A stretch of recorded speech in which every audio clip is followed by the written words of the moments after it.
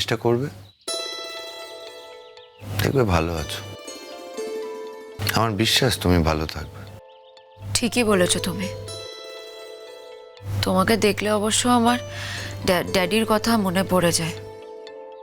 আর আমার জন্য এখন খুব দরকার যে আমি আমার কষ্টটা একটু ভুলে থাকি। তাই বলছি, একদম ঠিক বলেছো তুমি। তুমি ওখানে গেলে হয়তো তোমাকেই দেখতাম আর আমার ড্যাডির কথা সমানে মনে পড়তো, আর তখন আমার অসহ্য লাগতো। হ্যাঁ জানি তো, অতটা নির্বোধ নই যতটা ভাবো, এইটুকু বুঝি আমি।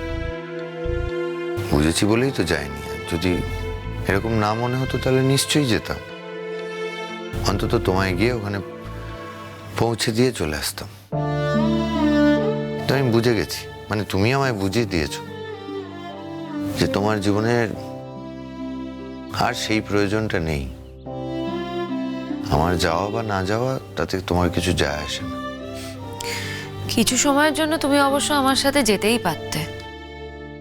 বলছি তো না যে বরাবর আমার সাথে গিয়ে ওখানেই থাকো। বরাবর তুমি থাকলে হয়তো আবার আমার বোর লাগতো।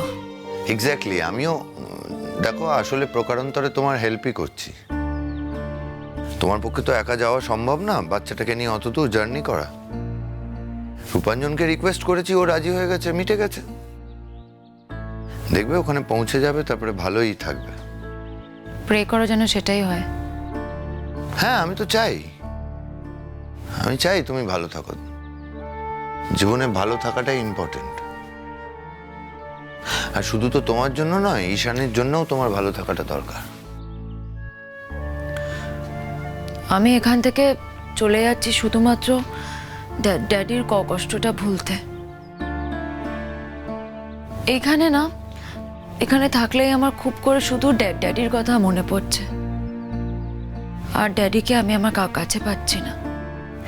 ড্যাডির চিহ্ন না সারা জায়গায় ছড়িয়ে আছে। আমি সেটা ভুলতে চাই, সেই কষ্টটা কমাতে চাই। আমার তাই মনে হচ্ছে যে আমি যদি দূরে কোথাও চলে যাই তাহলে হয়তো ড্যাডিকে ভুলতে পারবো। কষ্টটা হয়তো একটু হলেও কমবে। আচ্ছা, তুমি আমাকে একটা কথা বলো তো, তুমি আমাকে ছাড়া থাকতে পারবে? তোমার কষ্ট হবে না আমাকে ছাড়া থাকতে? না। সেটা তো আমি খুব ভালো করেই জানি। আমার জন্য তোমার কোনোদিন কোনো কষ্ট দুঃখ হবে না। যে কষ্ট পেয়ে কোনো লাভ নেই, সেই কষ্টকে কেন হয়তো প্রশ্রয় দেব? আর আমি তো ডে ওয়ান থেকেই জানতাম যে তুমি চলে যাবে। এতগুলো দিন যে তুমি আমার সাথে থেকেছো, আমাদের সবার সাথে থেকেছো, এটাই আমার পাওনা। ও, তুমি প্রথম থেকেই মেনে নিয়েছিলে যে আমি তোমাকে ছেড়ে চলে যাব, তাই তো? তাহলে বলতে পারো কেন আমরা একে অপরের সাথে এই প্রমিসটা করেছিলাম যে আমরা কোনোদিন একে অপরকে ছেড়ে চলে যাব না? কেন, তুমি কি সেই প্রমিস রাখছো? তুমি কি আমাকে ছেড়ে কোথাও যাচ্ছ না? তাহলে তো প্রমাণ হয়ে গেল যে ওই প্রমিসের কোনো দাম নেই। তুমি কিন্তু আমাকে আবার মিসআন্ডারস্ট্যান্ড করছো। আমি একদম তোমায় মিসআন্ডারস্ট্যান্ড করছি না, আর আমি তোমার সাথে কোনো তর্ক করতে চাইছি না গুনগুন। আমি শুধু এটাই বলছি যে আমি চাই তুমি যেখানে থাকবে সেখানে ভালো থাকো, কারণ ভালো থাকাটাই সব থেকে জরুরি।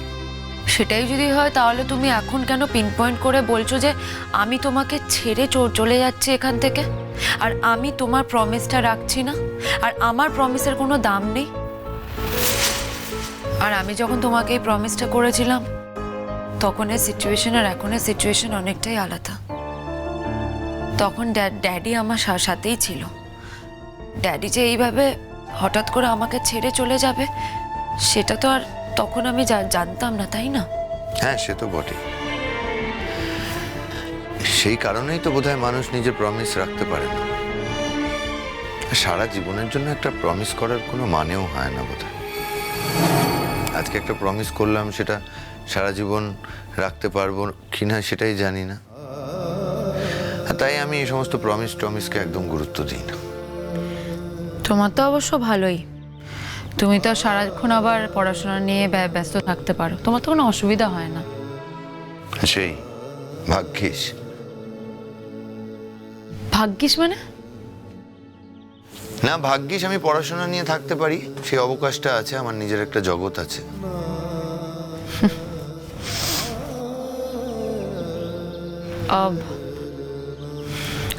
আচ্ছা, ওই তিন্নি দিদির কি খবর? মানে কোনো যোগাযোগই তো নেই। মিস করছো? কে? আমি ঠিকানা জোগাড় করে দেবো, যাও একদিন গিয়ে দেখা করে এসো। বয়ে গেছে আমার তিন্নি দিদির সাথে দেখা করতে। হ্যাঁ, এমনি জিজ্ঞেস করছিলাম, শুনলাম যে বিয়ে টিয়ে করেছে, হয়তো অন্য জায়গায় চাকরিও নিয়ে নিয়েছে, ভালোই আছে হয়তো। শোনো গুনগুন, এই পৃথিবীতে না প্রত্যেকের ভালো থাকার অধিকার আছে।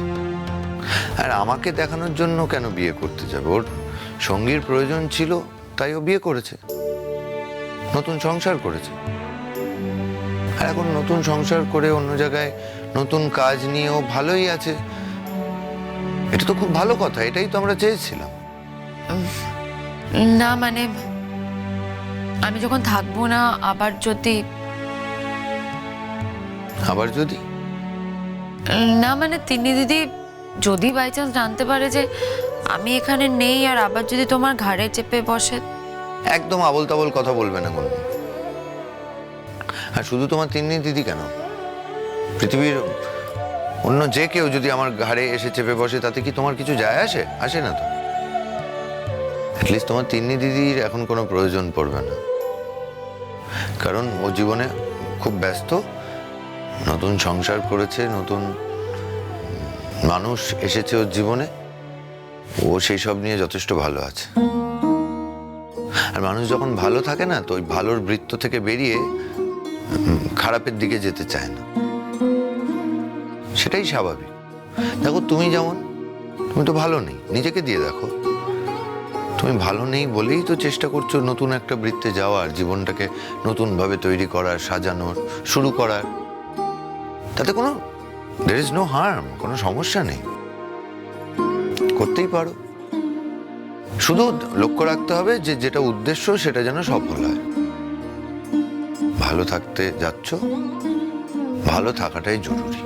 শোনো, তোমাকে আমি একটা কথা পরিষ্কার করে বলি, আমি এখান থেকে চলে যাচ্ছি চিরদিনের জন্য নয়, আমি শুধু চেষ্টা করতে যাচ্ছি।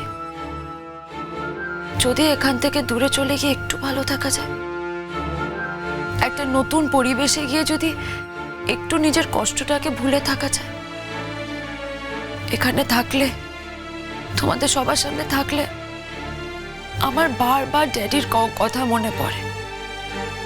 বারবার মনে হয় যে ড্যাডি কোথাও একটা আশেপাশেই আছে, আমার চোখের সামনে আছে, মাথার পেছনে দাঁড়িয়ে আছে, আমার একদম কাছাকাছি আছে, কিন্তু তার সাথে আমি কথা বলতে পারছি না, তাকে আমি চাইলেও ছুতে পারছি না।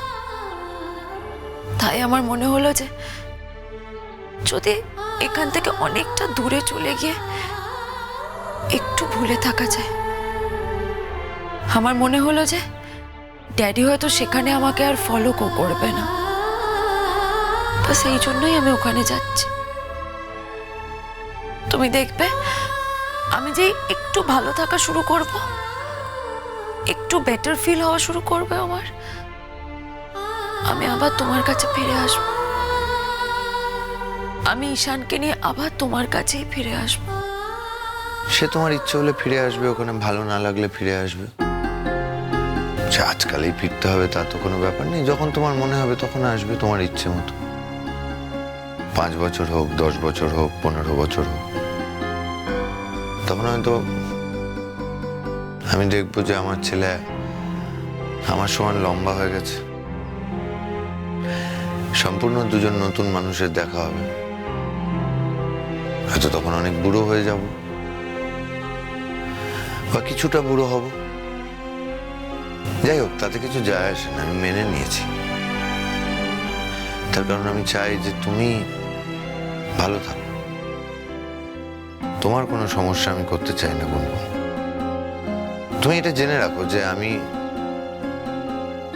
কোনো রকম প্রমিসে তোমায় আবদ্ধ করে রাখতে চাই না, তোমার প্রতি আমার আর কোনো এক্সপেকটেশন নেই। সমস্ত প্রমিস থেকে আমি তোমায় মুক্তি দিলাম। এটা ভালো হলো না খারাপ হলো আমি ঠিক বুঝতে পারছি না। নিশ্চয়ই ভালো, এতে না বোঝার কি আছে? এতে তো মন্দ হওয়ার কিছু নেই। হ্যাঁ, ভালোই তো। তোমায় আর কেউ প্রমিসে বেঁধে রাখছে না, কতটা রিলিফের ব্যাপার। হ্যাঁ, খুব রিলিফ। কিন্তু জানি না কেন আমি এই রিলিফটা ফিলই করতে পারছি না, বুঝতেই পারছি না। মনের ভেতরটা একটা খচখচ করতেই থাকছে।